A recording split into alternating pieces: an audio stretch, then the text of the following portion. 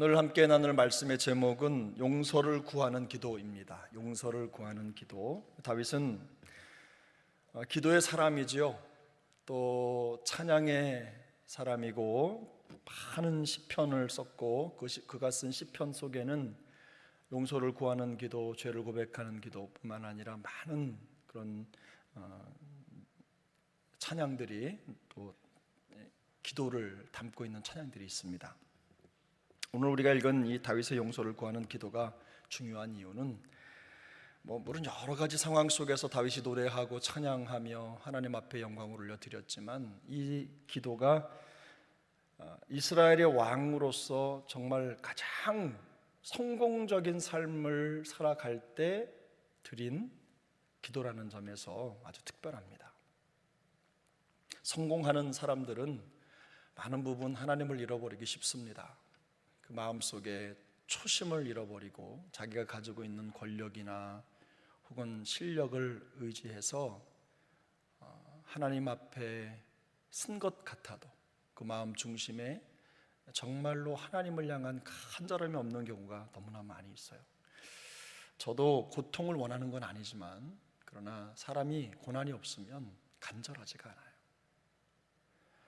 고난을 겪어보지 않으면 간절하지가 않은 거예요. 아픔이 없으면 간절하지 않아요. 그래서 하나님은 종종 우리의 삶 속에 그런 고난과 어려움을 주시는 것 같아요.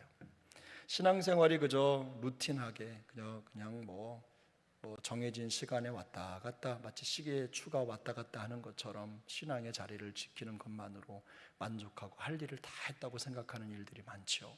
고난이 없어서 그래요. 삶의 고난이 정말 폭풍처럼 밀려오면 그렇게 있을 수가 없는 겁니다. 간절할 수밖에 없는 거죠.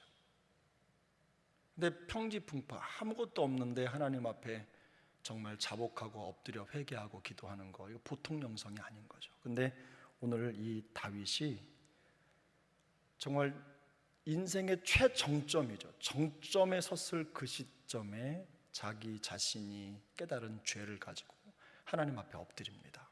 그런 면에서 다윗은 참 대단한 사람이고 놀라운 사람이죠. 이스라엘이 통일됐고 더 이상 대적하던 적들이 없습니다.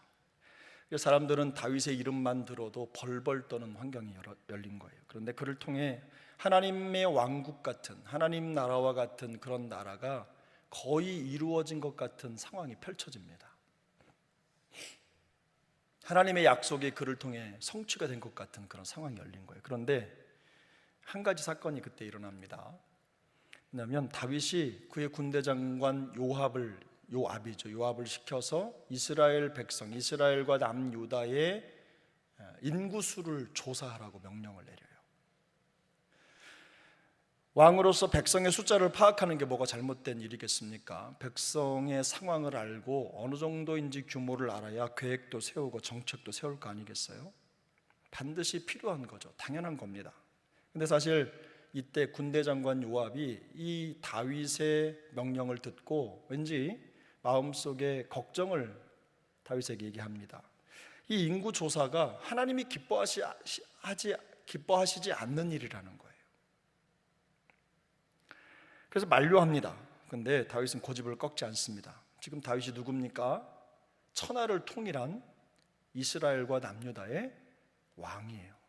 이제 무소불위의 권력을 가지고 있는 사람인 거죠. 고집을 꺾지 않아요. 그래서 인구조사가 10개월에 걸쳐서 진행이 됩니다. 이 가나안 땅 남과 북으로 또 동과 서로 다니면서 모든 지파의 군사를 다 확인하니까 결과가 나왔는데 이스라엘 민족들은 얼마? 80만. 남유다의 군사는 50만. 합쳐서 130만이라는 엄청난 군사 규모를 확인하게 돼요.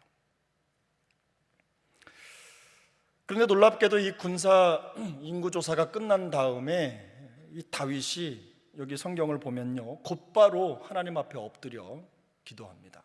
성경에는 이 다윗이 백성을 조사한 후에 그 마음에 자책했다고 했어요. 자책했다. 여러분 10절에 보면 그렇게 말씀하고 있죠. 다윗이 백성을 조사한 후에 그의 마음에 자책하고 그랬어요. 이 자책이라는 말은 자신이 저지른 실수나 잘못에 대해서 스스로 큰 죄책감을 느낄 때 쓰는 말입니다. 후회했다는 뜻이에요. 자신이 행한 일이 하나님 앞에서 심각한 죄라는 것을 깨달은 것입니다. 근데 이 다윗은 자책하는 순간에 자책으로 끝나지 않고요, 그것이 하나님 앞에 죄라는 사실을 깨닫고 곧바로 자책에서 회개로 옮겨갑니다. 죄를 깨닫는 것에서 멈추지 않고 하나님 앞에 그것을 자복하는 거예요. 털어놓는 거예요. 오늘 다 읽지는 않았지만 다윗은 이것 때문에 하나님 앞에 재앙을 받습니다.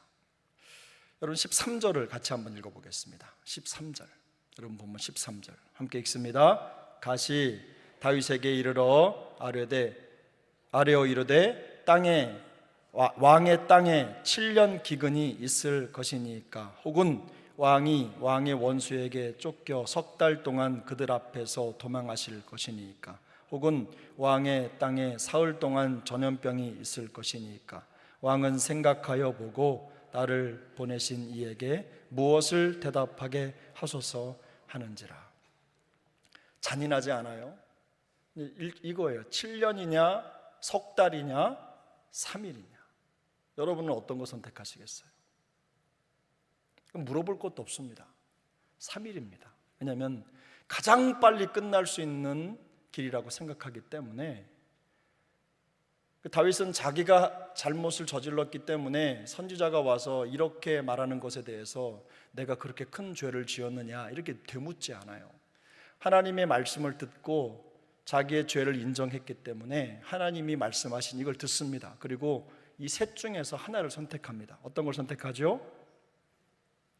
7년 기근, 3년 도망자, 3일 전염병. 어떤 걸 선택합니까? 3일 전염병을 선택합니다. 이 3일 전염병을 선택해서 어떤 일이 벌어지죠? 그 병으로 죽은 자가 무려 이스라엘 전체에 7만이나 됐어요. 3일 동안 7만이 죽는 거예요. 다윗의 입장에서는 참 기가 막힌 노릇입니다. 자신 앞에서 자신이 범한 죄로 말미암아 그 백성 7만 명이 죽는다는 거, 여러분 생각만 해도 좀 아찔하지 않습니까? 그래서 다윗이 이렇게 하나님 앞에 마음속에 의문을 가져요. 하나님, 저를 치시면 되지 왜 백성들을 치십니까? 그 내용이 17절이에요.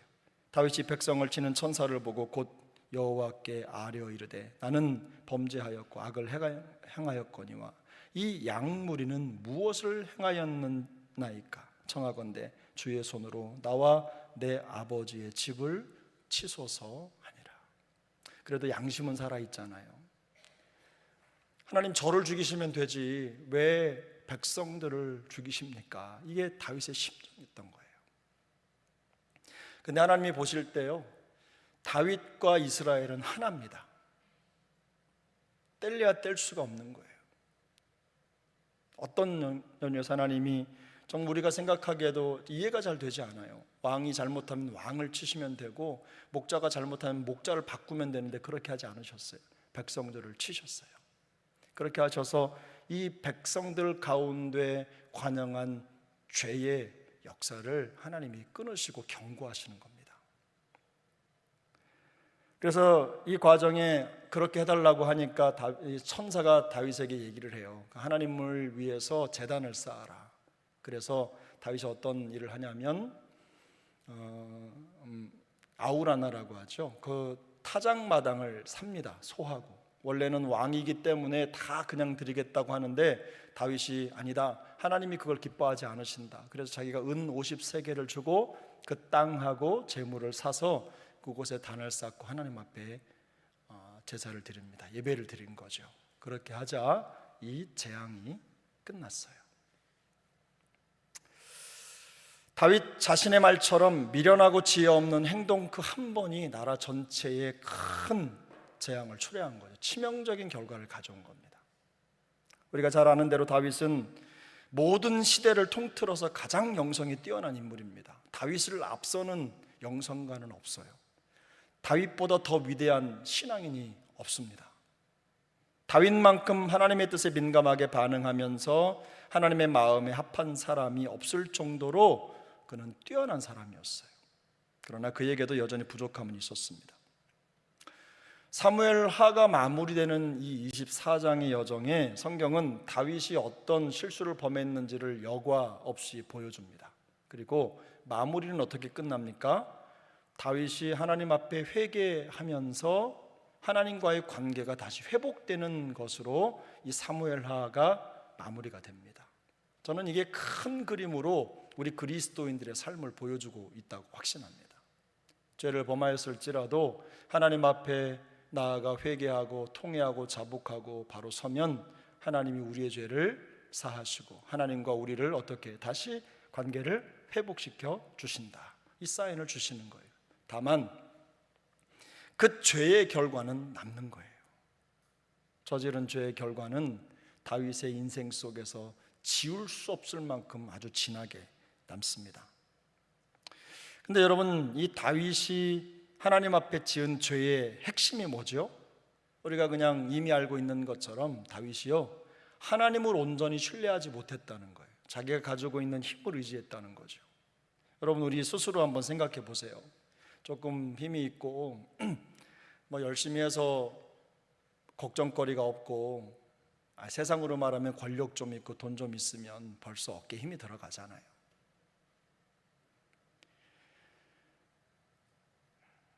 하나님이 나를 지키는지 내가 가지고 있는 환경, 물질 혹은 능력이 나를 지키는지 가끔 분간이 잘 안 되는 경우가 많아요.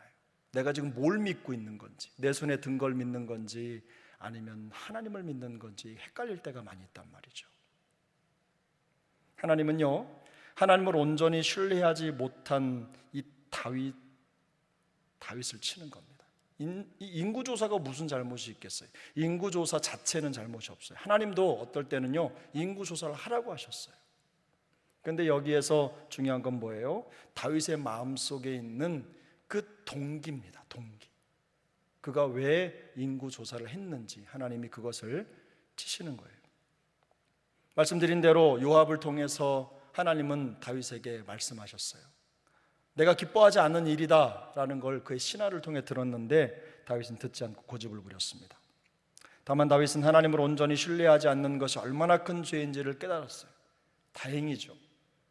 10개월이라고 하는 긴 시간이 걸렸지만 그러나 다윗이 그때 그 깨달음을 가지고 돌아왔다는 것도 은혜입니다.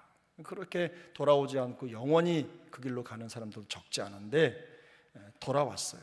그런데 한 번의 실수로 치러야 할 죄값이 너무 컸던 겁니다. 너무 고통스러운 시간이 있었던 거예요. 그런데 여러분, 우리가 이처럼 다윗의 이 죄를 깨달으면서 드리는 이 기도를 읽으면서 배울 수 있는 교훈이 몇 가지가 있습니다. 근데 그 중에서 우리가 간단하게 한두 가지를 살펴보면, 첫 번째는요, 우리가 회개하죠. 이 회개를 한다는 건요, 살아있는 성도, 영혼이 살아있는 성도라는 증거예요. 우리가 회개를 한다, 죄를 깨닫는다라는 건 우리의 영혼이 하나님 앞에서 살아있는 상태라는 것을 증명하는 특징입니다. 성도의 특징이 바로 그거기 때문에 그래요. 다윗은 자신이 하나님 앞에서 저지른 죄를 깨달을 수 있을 만큼 그나마 민감한 영성의 소유자였다는 겁니다.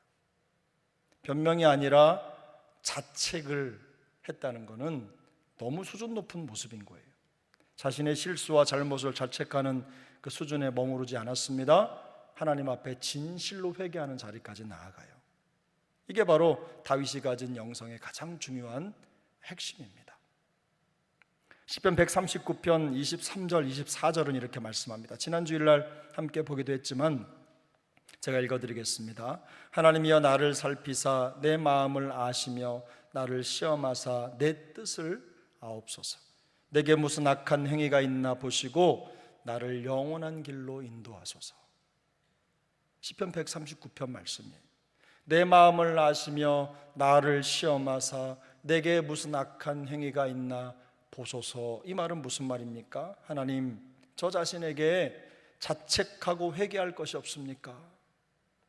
하나님, 제 자신에게 하나님 앞에 내어놓아야 할 죄가 없습니까? 하나님, 그것을 드러내 보여주시옵소서. 이렇게 기도하는 거예요.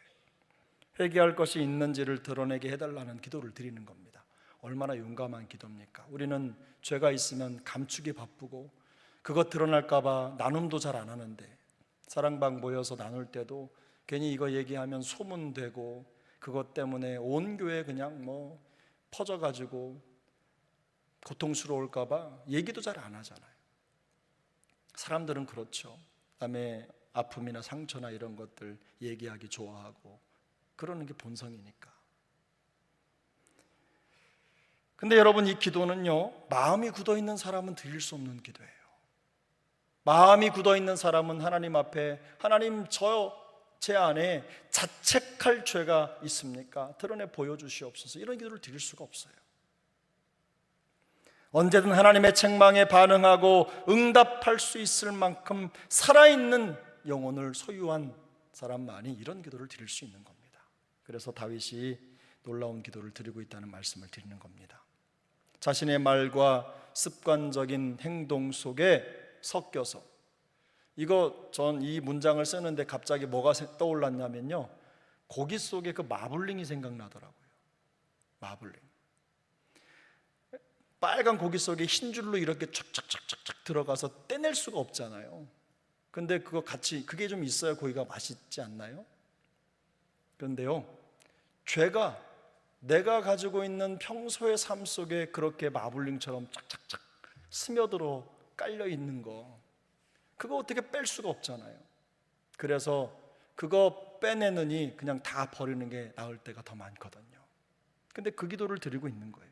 내 행동과 내 습관 속에 섞여 그냥 있는 그런 모든 죄, 하나님 그 죄를 간과하지 않고 드러내 보여주시옵소서, 이 기도를 드리고 있는 거예요.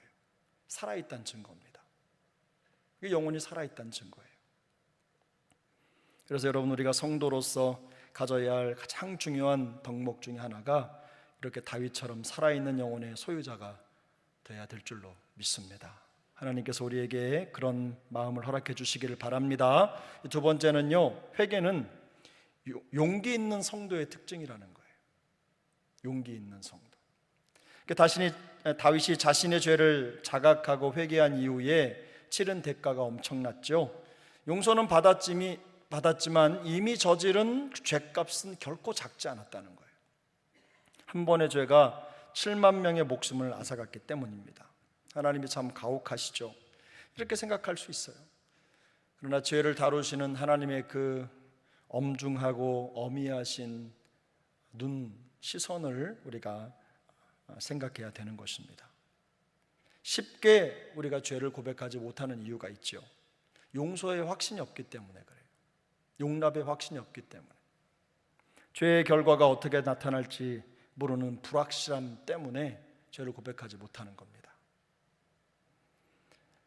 그래서 사과도 잘 못하는 겁니다. 다윗의 반응을 볼 때 자신의 죄가 어떤 결과로 자기에 나타날 것인가 전혀 생각하지 못했던 것 같아요. 하나님이 용서해 주시고 다음부터 그러지 마라, 이렇게 말씀하실 줄 알았던 것 같아요. 그런데 너무 충격적인 결과가 자기에게 왔어요. 그러나 그렇더라도 다윗은 용기 있게 자기가 저지른 잘못을 하나님께 회개하고 용서를 구합니다. 그것이 하나님과의 관계 회복을 이룰 수 있는 유일한 길이라는 것을 너무 잘 알고 있었기 때문입니다. 하나님 앞에서 자신의 죄를 고백하고 회개하는 그런 모습, 그게 바로 담대한 믿음의 행위인 거죠. 우리가 알고 있는 대로 용서를 구하고 회개를 한다는 것은요, 믿음이 있다는 증거입니다. 다윗은 자신이 큰 죄를 지었다는 것을 깨달을 때 물러서거나 숨지 않았습니다. 죄를 축소하려고 변명하거나 다른 사람을 탓하지도 않았어요. 오히려 자신이 심히 미련하게 행한 것을 인정하고 겸손하고 진실하게 회개합니다. 제가 보니까 그렇더라고요. 관계가 어려움이 있을 때는요, 그저 자꾸만 다른 생각이 드는데 제 편에서 제가 잘못한 그것 중심으로 생각하면 금방 해결이 되더라고요. 제 편에서는 상대방이 어떻게 생각하든 상관없이 그것은 일단은 접어두고 제가 잘못한 걸 먼저 잘 찾아서 그것을 스스로 정리하면 됩니다. 그게 우선 돼야 되는 일인 거예요. 더 중요한 것은 오늘 다윗처럼 그 죄의 모습을 가지고 하나님 앞에 용서를 구하기 위해서 엎드리는 겁니다. 기도하는 거죠. 기도하면 하나님의 음성이 들리니까요. 하나님이 원하시는 게 들리니까요. 기도하면서도 여전히 내 생각 중심으로 있다면 기도 안 하는 거죠. 기도하면 분명히 들립니다. 다윗이 죄를 깨닫자마자 하나님 앞에 나와 엎드려 기도했다는 것이 우리에게는 큰 메시지입니다. 진실한 회개가 하나님의 긍휼을 여는, 긍휼의 문을 여는 열쇠이기 때문에 그래요. 물론 다윗은 용서를 받았습니다. 말씀드린 대로 참혹한 죄의 대가는 피할 수 없었습니다. 그런데 고통이 있더라도 우리는 하나님의 긍휼에 기대는 것이 용서와 회복에 가장 빠르게 도달하는 첩경이라는 것을 기억해야 되는 것입니다. 하나님을 온전히 신뢰하지 못함으로 범죄한 다윗이 자신의 죄를 자책하며 드리는 이 회개의 기도 속에는요, 우리의 신앙을 비추는 거울이 들어 있습니다. 우리 모습을 그대로 보여주는 거죠. 용서를 구하는 다윗의 기도는 하나님 앞에서 우리의 생각과 행동의 동기를 점검하는 신앙적인 자기 성찰, 그 자기 성찰이 필요하다는 것을 너무나 강력하게 말씀하고 있는 것입니다. 내 힘과 내 능력, 개인적인 성취에 빠져서 하나님을 모른 척하고 살아가진 않는지, 언제든지 우리의 생각, 잘못된 가치를 지적하시는 성령님, 말씀, 그것에 우리가 열린 양심을 가지고 있어야 된다는 걸 보여주는 거예요. 제가 지난주에도 말씀드렸지만 죄를 짓지 않는 것, 그저 무결점의 삶을 사는 것, 이거 하나님이 우리에게 원하시는 게 아닙니다. 우리는 그렇게 할 수가 없기 때문에 중요한 건 그런 일이 벌어졌을 때 우리가 어떻게 거기에 반응을 하느냐 하는 거죠. 주님은 무엇을 원하십니까? 숨거나 도망치는 게 아니죠. 겸손하고 정직하게 하나님 앞에 나오는 것을 원하세요. 아주 중요한 성경 구절이 한 구절이 있는데 기도 내용이 아니라서 읽진 않았지만 여러분 14절을 한번 보십시다. 14절 함께 읽습니다. 14절 다윗이 가드에게 이르되 내가 고통 중에 있도다 청하건대 여호와께서는 긍휼이 크시니 우리가 여호와의 손에 빠지고 내가 사람의 손에 빠지지 아니하기를 원하노라 하는지라. 내가 고통 중에 있다라는 말은요, 그 죄로 인해서 하나님의 심판의 두려움과 괴로움을 느낀다는 말입니다. 하나님의 심판이 나에게 어떻게 올지 너무 힘들다는 말이에요. 그런데 그 뒤에 이렇게 말하죠. 그 두려움 때문에 숨거나 도망가지 않았어요. 그 다음에 뭐라고 고백합니까? 여호와께서는 긍휼이 크시다. 우리 여호와의 손에 빠지고 내가 사람의 손에 빠지지 아니하기를 원하노라, 이렇게 고백합니다. 긍휼이 크신 하나님의, 이 빠진다는 말은 떨어진다 이런 말이거든요. 하나님의 손에 떨어지기를 원한다, 이렇게 고백하는 거예요.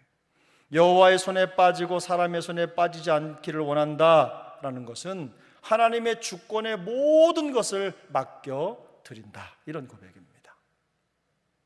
다윗의 선택은 무엇입니까? 사람의 방법이 아니라 하나님의 방법으로 이 문제를 해결하겠다는 뜻이죠. 세상적 기준이나 자기 정당화가 아니라 하나님의 말씀과 징계를 선택한 것입니다. 하나님이 자기의 죄를 고치셔서 회복시켜 주실 유일한 분이시라는 것을 인정하고 있는 거예요. 우리를 누가 고치십니까? 우리를 제일 잘 아시는 분은 하나님이십니다. 하나님이 우리를 고쳐주실 때 가장 후유증 없는 회복이 이루어진다는 것입니다. 다윗은 이런 태도를 통해서 진짜로 회개하는 사람이 어떤 모습으로 서야 하는지를 우리에게 보여주고 있는 거예요. 회개란 무엇입니까, 여러분? 하나님 앞에 서는 거예요. 하나님의 긍휼을 의지하고 하나님의 손에 모든 것을 맡겨드리는 것, 그게 바로 진정한 회개의 모습인 겁니다. 그래서 우리가 범죄하여 넘어질지라도 또 고통 중에 있을지라도 하나님의 긍휼과 용서를 의지하는 믿음을 가지고 믿음의 용기를 가지고 또 하나님께 나아갈 수 있기를 축복합니다. 그래서 걸려 넘어진 자들, 죄로 넘어진 자들을 일으키시는 하나님의 회복의 은혜가 우리 모두의 삶에 더욱더 충만히 임하기를 예수님의 이름으로 축복합니다.